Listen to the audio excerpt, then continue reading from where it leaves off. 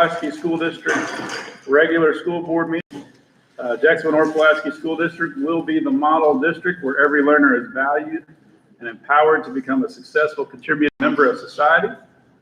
It is our mission to foster a culture of ownership and accountability through partnerships that create multiple pathways for success.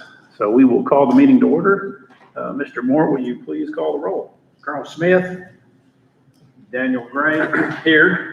Ava Coleman, Jim Moore here, Ron McDaniel, Present. Dana Tony, Here. Warren Martin, Here. Laura Walker. Here. Miss Ava is See, not feeling well. yeah. All right, if you'll join me with a stand for a moment of silence, followed by the pledge. Where's the flag? Oh, our flag is usually right here, but no flag. We will assume that there's a flag over there. First, we'll do a moment of silence.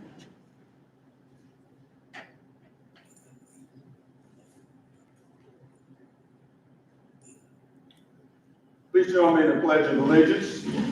I pledge allegiance to the flag of the United States of America and to the republic for which it stands, one nation under God, indivisible, with liberty and justice for all. It's an invisible flag. I was looking through the building. Yeah, that's right. It's out there. All right. How you doing? Well, good evening, everybody. Dr. Owa is in San Antonio at a superintendent retreat speaking, I believe. So we'll see him when he gets back. First item we have on our agenda is student recognitions.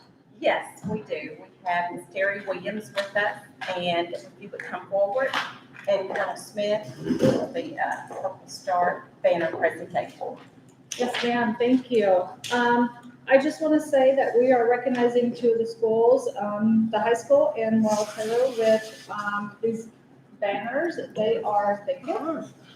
They are the Purple Star banners, and we want to thank you guys for recognizing our military students and our families. And what this shows is your dedication to the families by going out of your way to having special activities, special family functions, the extra training that the principals, the DMAC, and the staff have done to just learn about our special, unique circumstances and what the families and the children go through on a regular basis. And we want to say thank you and have you guys present this along with your schools. You have a couple more to go and you will be a district.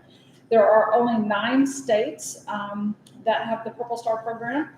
There are 35 schools in Arkansas, but 3 right now have Purple Star District. Once you get all of your schools, you become a district, Purple Star District, and you have 2 more to go and you'll be a district. So with that, that will make 4 for Arkansas. However, only 2, yourself and one other, will be public Purple Star districts. So that's quite an honor. Wow. All right. So we also thank you. This Q code does work. It will take you straight to the MIC3 page that tells all about our MIC3, which is the Military Interstate Children's Compact. And it will tell you all about that and Purple Star and what it means. So are they? The principals are here. You are Ms. here. Biggs and Mrs. Howell. Oh, there you go. Come on up, get your picture. And Colonel Smith would like to say a couple things as well. Yep. Can they hear us online, or do I need the microphone? I think they can hear you. Should be Okay. able to hear you. So, I'll just offer up that it's tough being a kid. I mean, we all know that, and what you all do. But being a military kid is really hard as well. And so for me, this is personal. My kids go to these schools, and it really means a lot to me. Not just with the faculty, but really the indicator that really impressed me was my daughters told me how the kids accepted them. So that shows that it's cultural. It's not just procedural or policy. That you all have created an environment where our kids are welcomed at all levels. So this is a representation of that. And just again, it's personal to me, so I want to thank you all. Cool. Well, but stay up there and everybody's going to take a picture. Which way are you taking it this way, that way? However you want us to Where are we stand. going? Yeah, we can put them on. You just tell us where to stand. Come on. Since you guys are there, it's easier for you guys, them to come to you. Okay.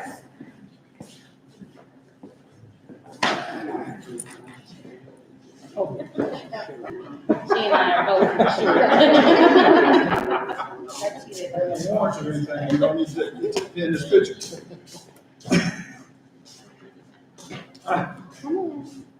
Don't hide these. All right, 1, 2, 3. Smile. Smile with your eyes. Do the Tyra. Okay, you guys are good. You want to take the banner?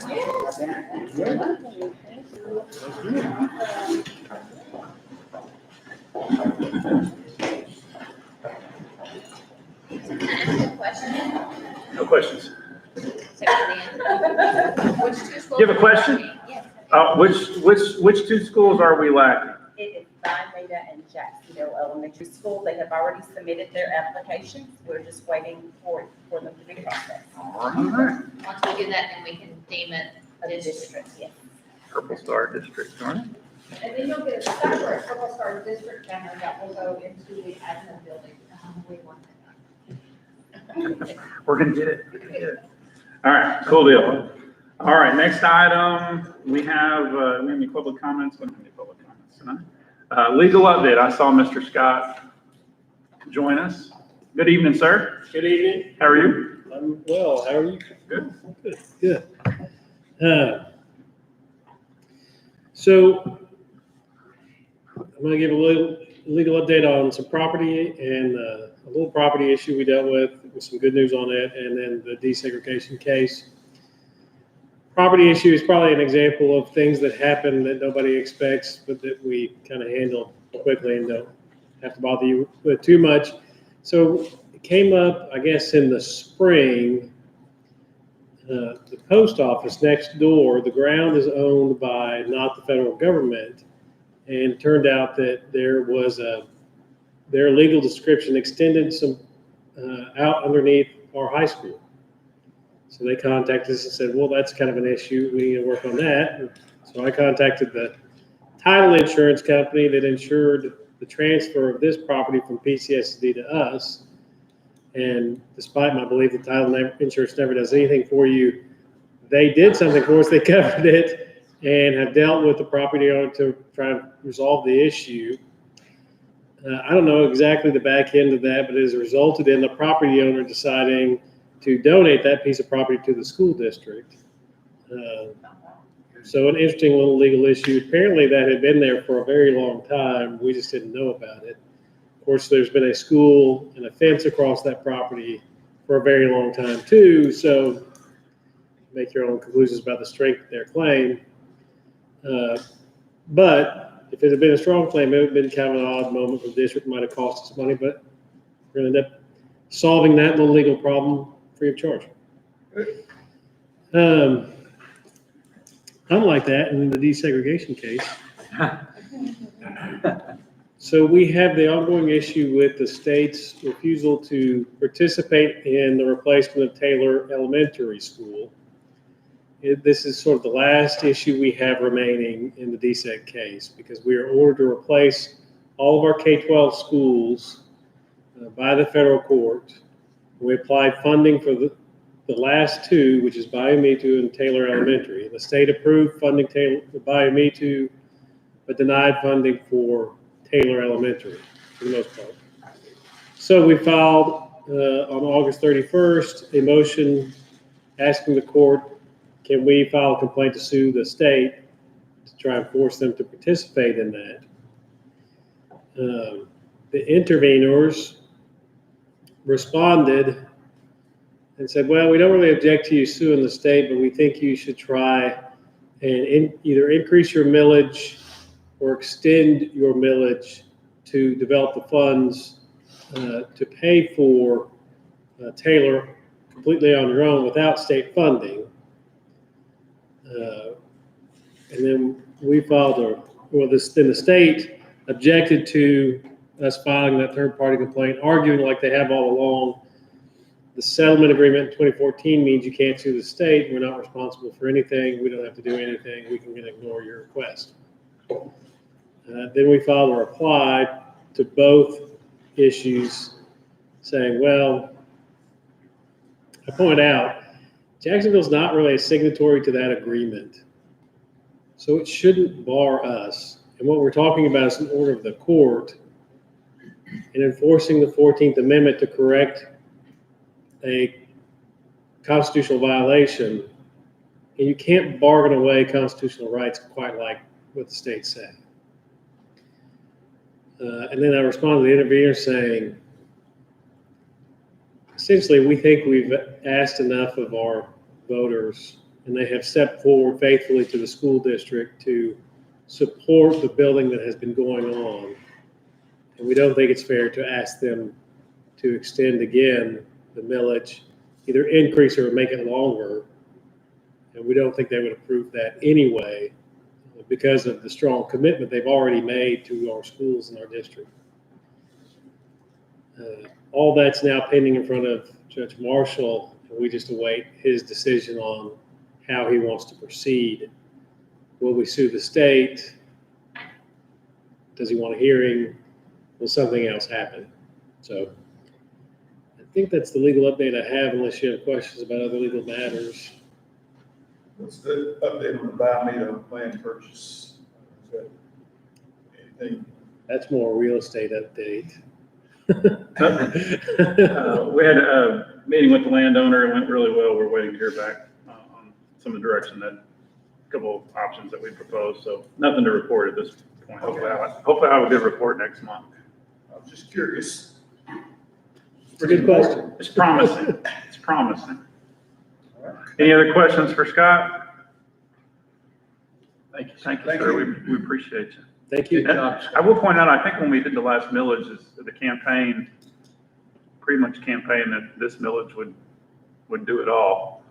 That was the promise we made as a school district, that this millage would, the extension would finish out all the schools. And that's what we campaigned on, and that's what we hope to deliver to on that promise.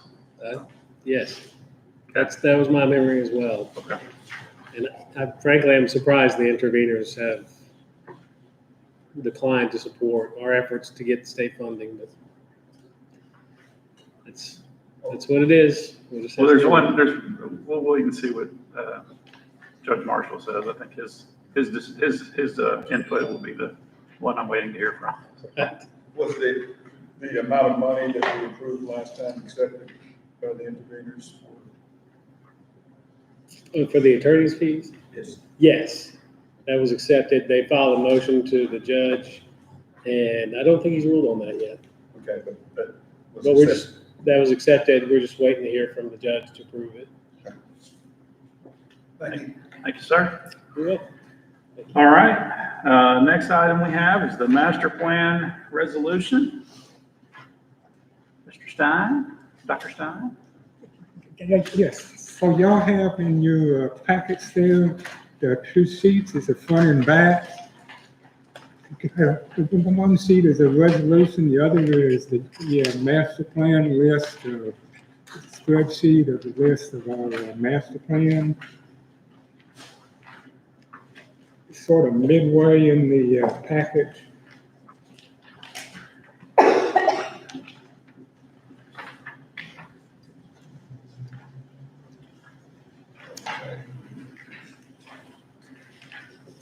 Can we, is it possible in the future maybe to get like all the pages numbered in the packet, just so it'll help reference it? It's always something I always struggle with, I think. But Scott, of course, led me into it, so that if you have the actual master plan, so, I'm going to briefly explain our master plan, and then once I've done, I see if you will vote on a resolution, you will pass that.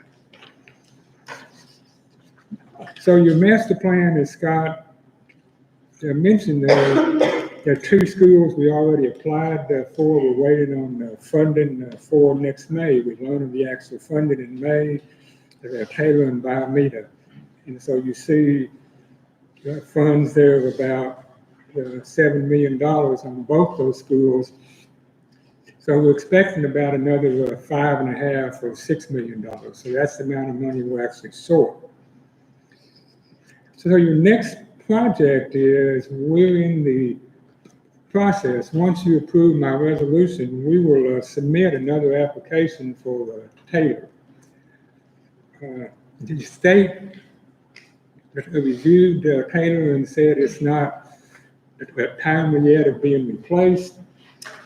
So we believe we need to resubmit it, to have them make a reset to look at that again. So we plan on resubmitting the application for Taylor.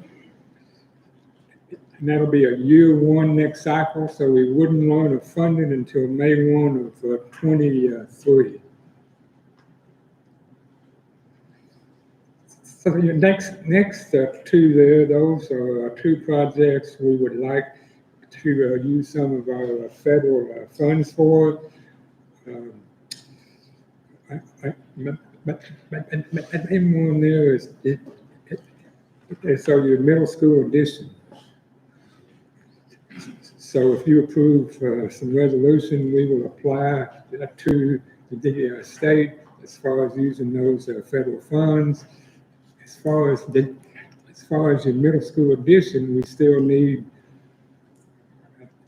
Judge Marshall saying yes, that's fine. Your last one is shown there is Jacksonville High School Phase 2.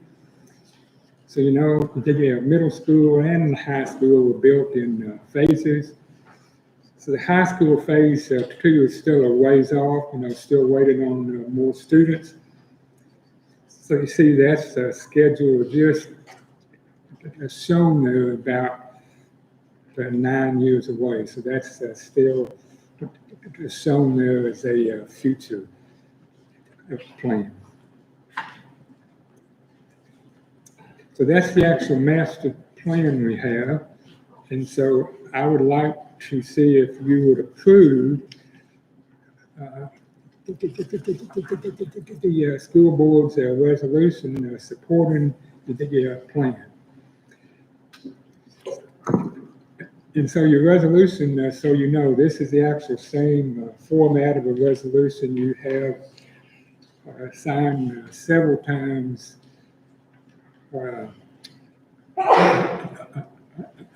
on Lester and the other schools. So you've already Yes, sir. seen this same format. All right. Any questions? Dr. Stein, it's my understanding that the addition to the middle school, the money has already been approved whenever, was it approved along with the middle school funding, the extension, the Phase 2? So your middle school here, that's using the federal virus fund. So if we're approved using those, so that would be full federally funded. Oh, okay. So that means we could start on it Now, okay. Very good. Thank you, sir. Any other questions? All right. Make a motion, we approve the recommendation of the superintendent for the master plan I'll second it. resolution. All right, I've got a motion and a second. Any other questions, discussion? All in favor? Aye. Opposed? That passes unanimously, sir. We appreciate you very much. I'll leave mine as far as signatures go. So once you sign. Okay. Very good, sir. Thank you. You sign first, huh? Okay.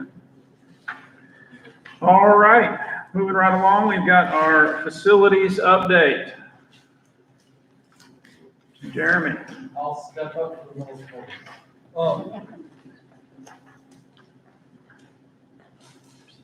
So middle school, they've been in class.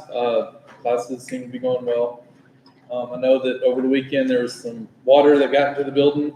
We have our waterproof envelope specialist guy. He's coming through and he's water testing all the windows to see if we can find where the water came in, so we can get that remedied. And after he's done with middle school, he's going to come over to this building. So there was some that came in here too. The city, they're working on getting their water line in. We're working with them. They started at the opposite end of what we thought they were going to do, so we're still working on that. And once that's done, the paving and front of the elementary school will be complete. So all that work, but Is that the work they're doing at the corner of Yeah. Madden and? yeah, they're replacing that water line. It gets shallow where the elementary school entrance is, so it's sinking it down a little further, but they started down that end, so. All right. Any questions about middle school? Which part of the school did the water enter? The doors, around some of the doors. On the and east some side? windows. That's West, west? yeah, Really? yeah. Had Yes. multiple entrances, didn't it? Yeah, I think it had, west doors and then the big windows at the stairs. So, and they're checking on all that to see where it actually came in. That was the direction of the rain coming. from. Yeah, it's quite a bit of rain Saturday. And What about here at the high school? I think it was mostly in the cafeteria through the doors. So we're trying to check on that. And then I know there's a roof leak over by the gym, in between the gym and the auditorium. So we're working on those. All right, any other questions? So in a couple of weeks, Okay, room 121 is leaked since we've been in the building. Room 121, 121. the roof or is it It was from? looked at today. It's a downspout from the roof that goes out into the flower beds there. And they've already cut out a door, and he's gonna go in there and see if it was something that's blocking it or what. That's the room 121 where that did happen. And I walked with Mr. Lester today, so. so in 10 days, we take occupancy of the Jacksonville Elementary. Jason will talk to you about the elementary school. Before we move on to the elementary school, I could sense a little frustration in Ms. Biggs's question there. Are we still having, I mean, this is year 3 of the high school, and if that, this is, how are we gonna finalize some of these things that have been ongoing for 3 years? What do we need to do to put a button on all those nagging little things? I think that's really the only nagging one, Ms. Biggs? Or is there, because I know that they came through, we haven't got any calls. Here's your opportunity, Ms. Biggs. No, the leak, at least. There, well, actually, I will just say this, every time it rains, my custodians know certain spots to go to in the building that are consistently leaking.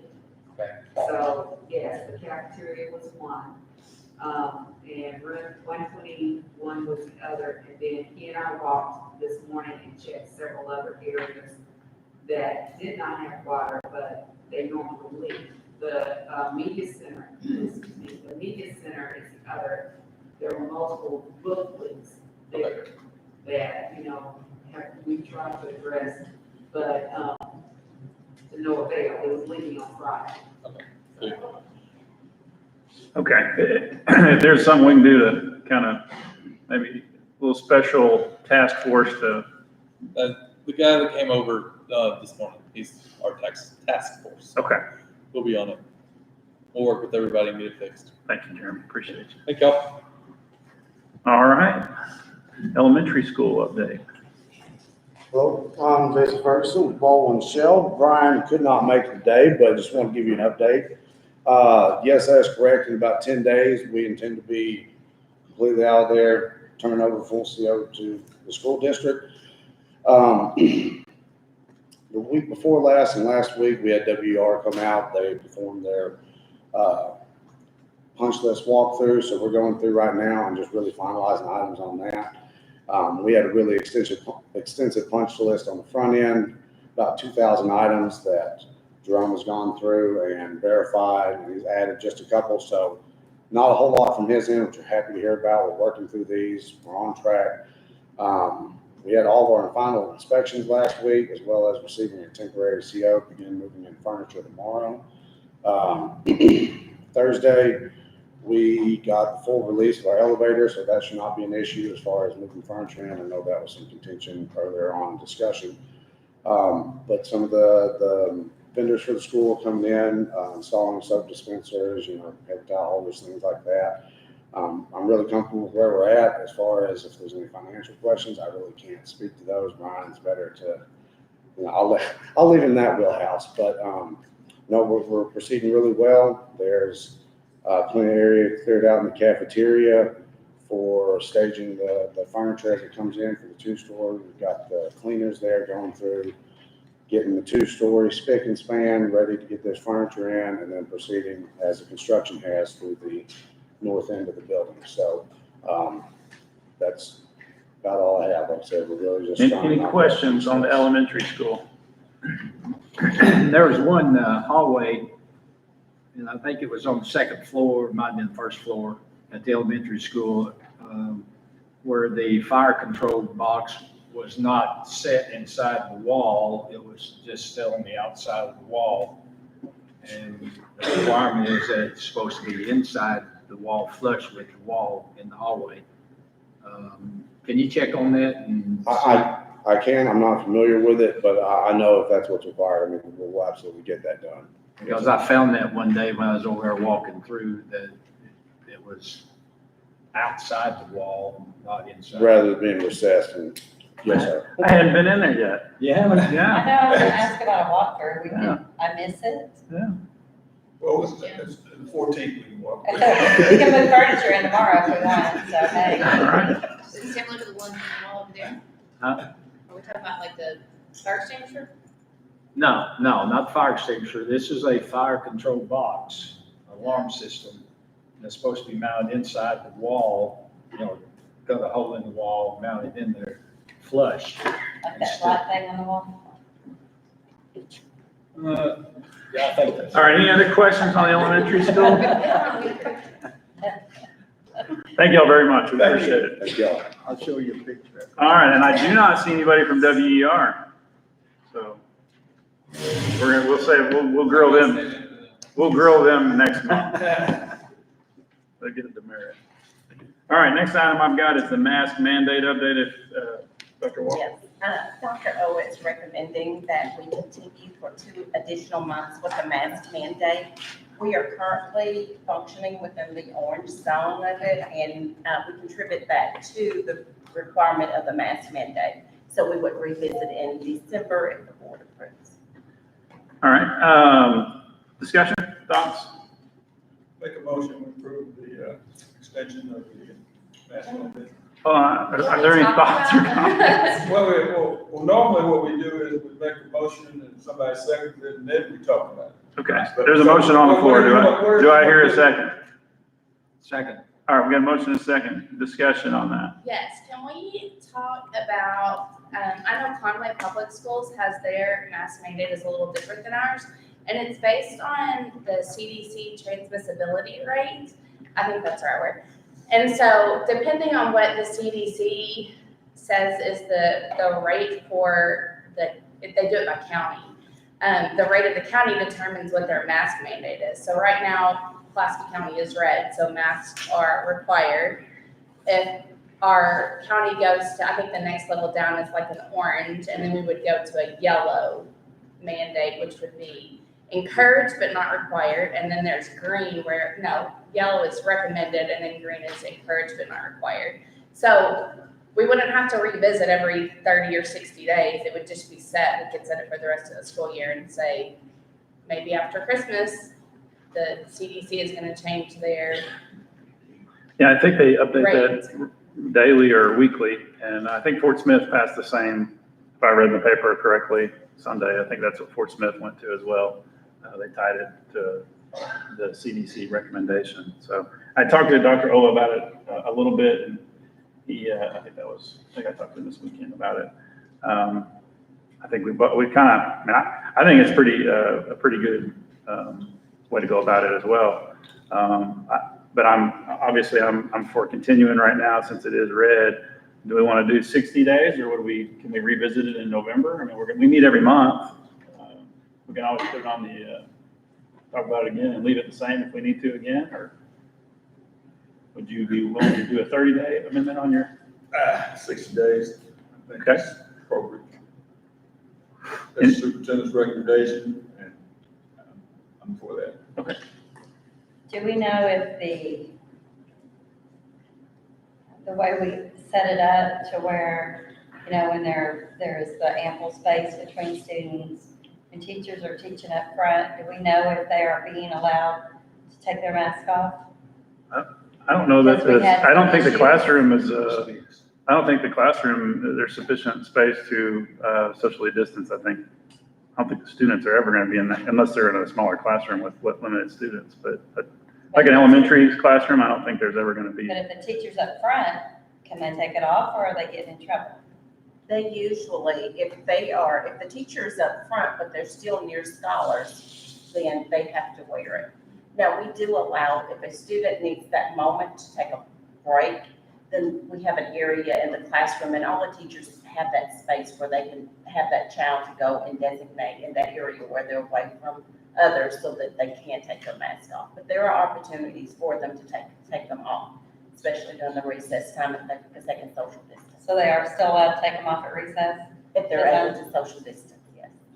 If they're They're outside, running If they're outside, outside, they yes. can take them off. Yeah, if they're outside, they're allowed to take them off. Well, like some weren't, so that's what I'm asking. And I mean, I'm pretty sure our policy says I know indoors it- I know it only. does, but we had an issue and Jeremy and I talked about it.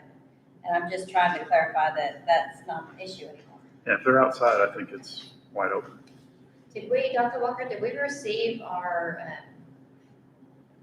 personal protection plexiglass that we had on order?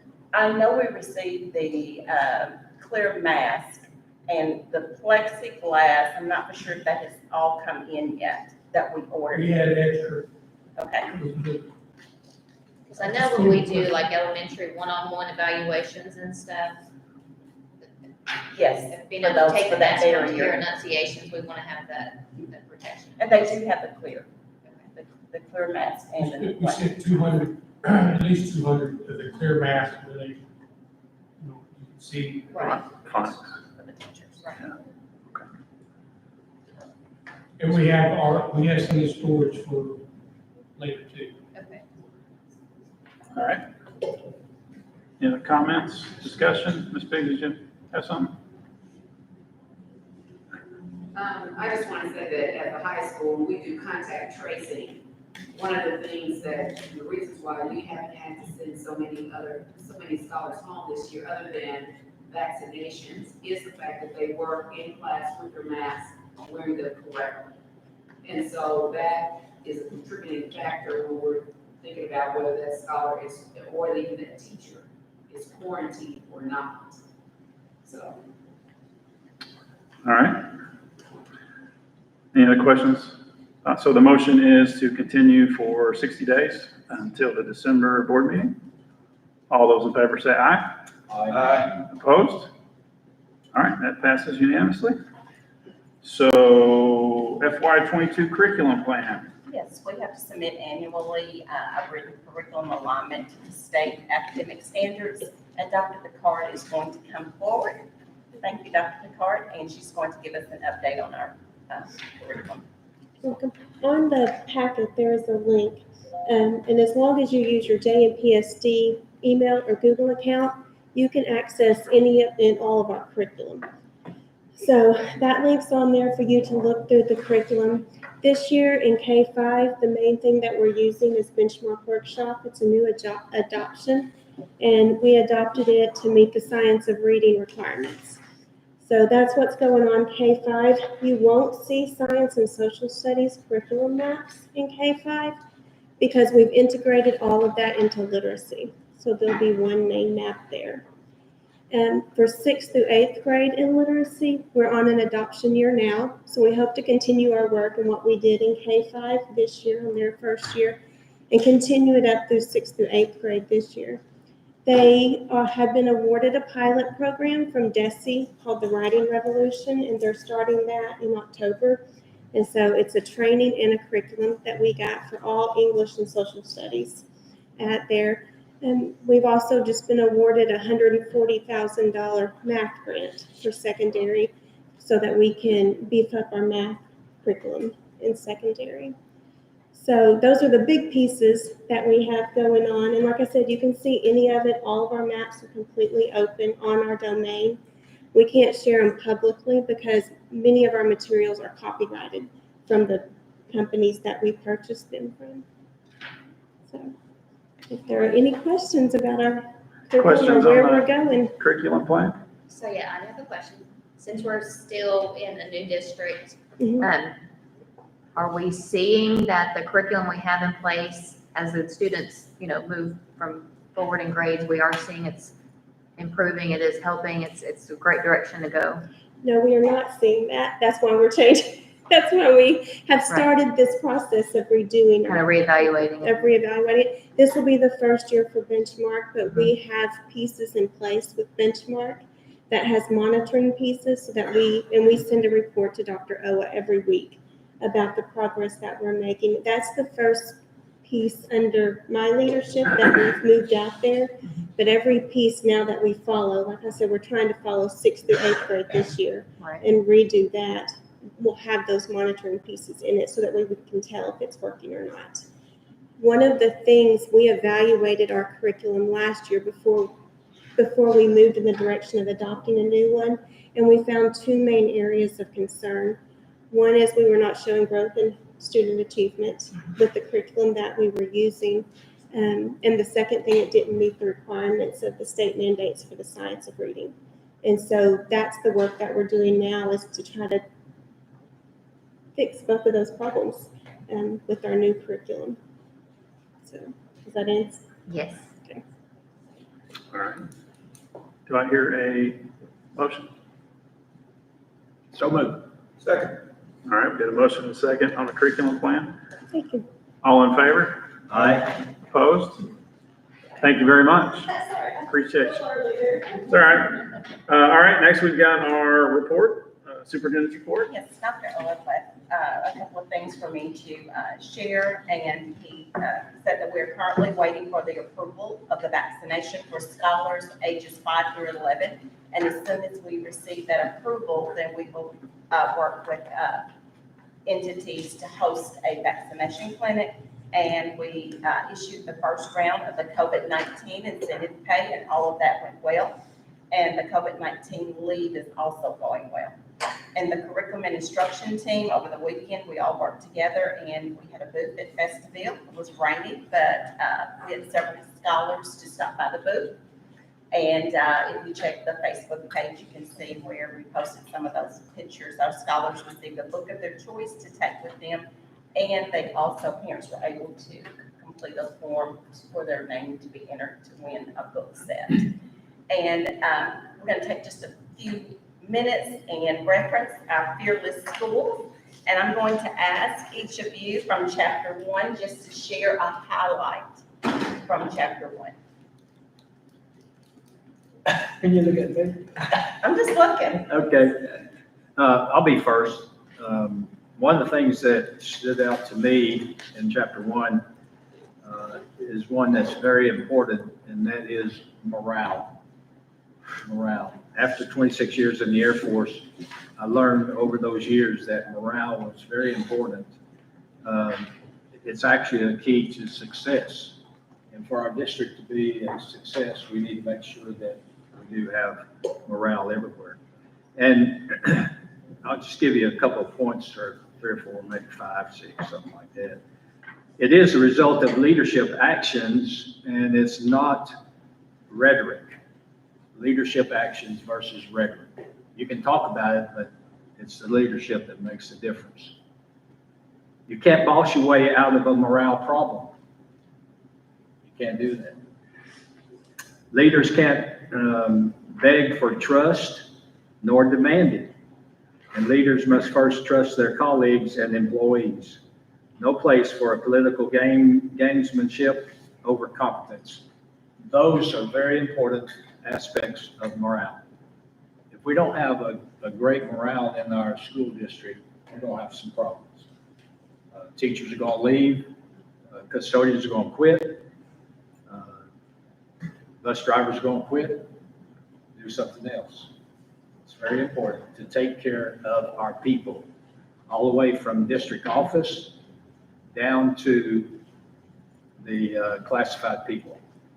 Very important. That's what I picked up. Thank you for sharing. Did anyone else pick up anything in the chapter that they'd like to share? Or did Jim cover it all for us? Great job. I think Jim covered it all. Jim took up all my time. So I do want to say that I've read it through chapter 4, so it's all kind of like running together. I can't specify chapter 1 in general. One thing that did stand out to me was, you know, in building this trust as leaders in districts to be better at delegating and not necessarily like micromanaging every moment, every task given. And so I like that. It's kind of like we educate our people, and then we still instill that trust that they're going to, you know, perform the way that we want them to perform.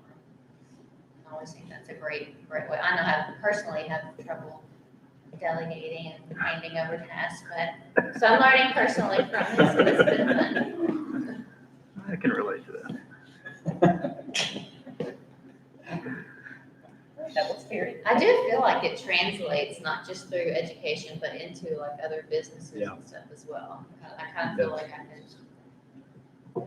And Mr. Moore would just like to say that we are working, we have a team of principals and with Ms. Knowlton to work on a retention and recruitment plan, and that's going very well. So we've been created to make sure that we are putting in incentives and morales for the staff. Well, it is one of the key things in this book here about morale. So continue to read. The next chapter 2 is building trust. Hopefully we'll hear some additional voices to share. Now that we know there will be a test, yes. Yeah, I didn't know that there was gonna be a test. I, actually put you on the spot. It's in a box. No, now we're ready. Dr. Always listening to this. Yeah. Jeremy, I'll do better if once I find a book. All right. Anything further? No, that's it. All right. So next we've got our consent agenda, minutes of September 13th, and then all the assistant superintendent's reports. Is there anything that needs to be pulled out for discussion? If not, I would entertain a motion to approve the consent agenda as presented in the packet. So moved. Second. All right. Got a motion and a second. Any further discussion? All in favor? Aye. Opposed? That passes unanimously. All right, next we had a 5% salary report, but on our desk, there's a revised 5% salary report that includes overtime and bonuses, or one of those wasn't included in the packet one. So we need to add this to the agenda in place of what's in the packet. So I would entertain a motion to add this to the agenda discussion. Second. All in favor? Aye. Opposed? Okay. So 5% salary report, Dr. Walker. Yes, on the 5% salary, and that just focuses on if there is a change from last year to this year of 5% in anyone's salary. It also takes into account any changes with the minimum wage. So we have to keep the bonuses separate, so you have to report on every bonus because they all went up the same. So you have to list everybody and their bonuses. Because they're different. That seems silly. It's required by the state, or is this something? Yes. State? Okay. All right. All right. I'd entertain a motion to approve I need a motion. So moved. All right, I've got a motion I second. and a second to approve the report. All in favor? Aye. Opposed? That passes unanimously. All right, we've got legal transfers, 3, I believe. Yes, and it is the recommendation that to not approve the presented legal transfers. And that is based on the fact that we are moving into the second quarter, and our scholars need that stability academically. And it's just very important that they stabilize so that their education and academics can continue as opposed to having a disruption. All right, that's the recommendation. Do I hear a motion? So moved. Second. All right, all those in favor of the motion? Aye. All those opposed? Nay? All right, that passes 5-1. 5-1. Very good. All right, student disciplinary actions. I think we have a few before us. They're uncontested and they are on your table in front of you. So remind everyone that these do not need to be discussed in open session. They're uncontested. So let's go with Scholar 1. Everybody will take the time to read that packet and then we'll entertain a motion.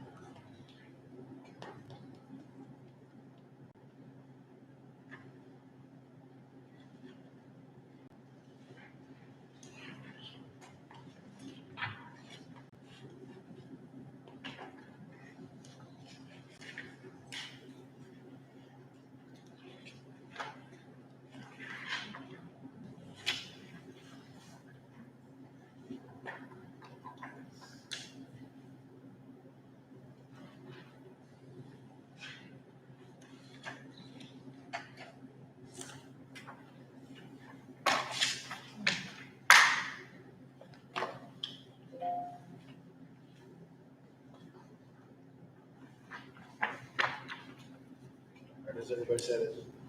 Chance to read through their packet, I would entertain a motion when it's appropriate. Make a motion to oppose superintendent's recommendation for this student. I'll second that. All right, we've got a motion and a second. All those in favor? Aye. All those opposed? That passes unanimously. So, all right, Scholar number 2. I'll take a second to read that packet.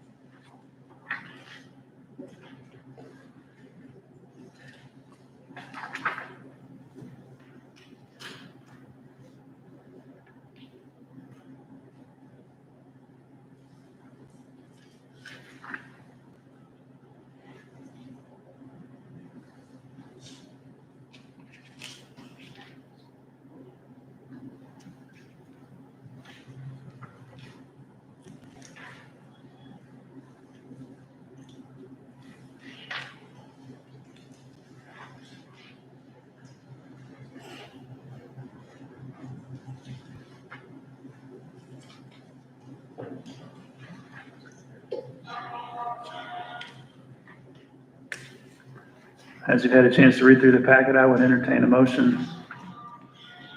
So moved. Second. All right, it's been a motion to uphold the superintendent's recommendation for expulsion as presented, and a second.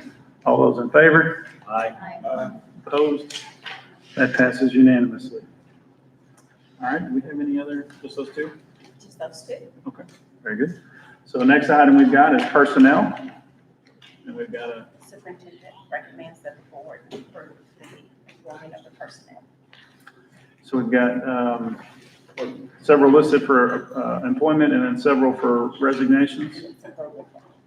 Okay. It's on the back. Print it front and back. Front and back. All right, got a recommendation? Do I hear a motion? Question. Yes, sir. I see you have a special ed teaching hired. Are we doing okay with special ed now? That is an area of focus, and we are working to bring a proposal to the board for us to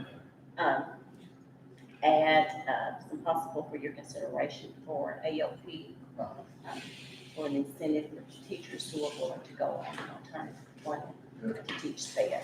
So that should be coming for a first read. Okay, good. That include bonuses, so Yes. to SPED. incentivize. Yes. That opens it up to more eligible Yes. teachers possibly. Does something like that have to wait till the next board meeting, or is that a special meeting? Well, what we have to do, we're still working on that proposal. So it will come to you all as the first read. And then we'll come back. It's not ready for us to look at yet. They're not done. Right, but do we have to wait another month before we can even read the first? We'd have to call a special meeting just for that. Yeah. I just hate to delay hiring them till, if we can get them away from the lane. We can always call a special meeting if there's a need, and that's always, if Dr. Owa feels that's appropriate and ready, then we can do it. I feel like if the staffing is needed, we need to fill that position as quickly as we can. All right, so I have a motion and a second to hire and accept the resignations as presented in the packet. All those in favor? Aye. Opposed? All right. That is all I have on the agenda besides Mr. McDaniel's standing agenda item. Make a motion, we adjourn. All right, Second. we are adjourned. Thank y'all. And I agree with the numbering of the pages, that very much helped me. It's like all jumbled up. And Dr. Stein left.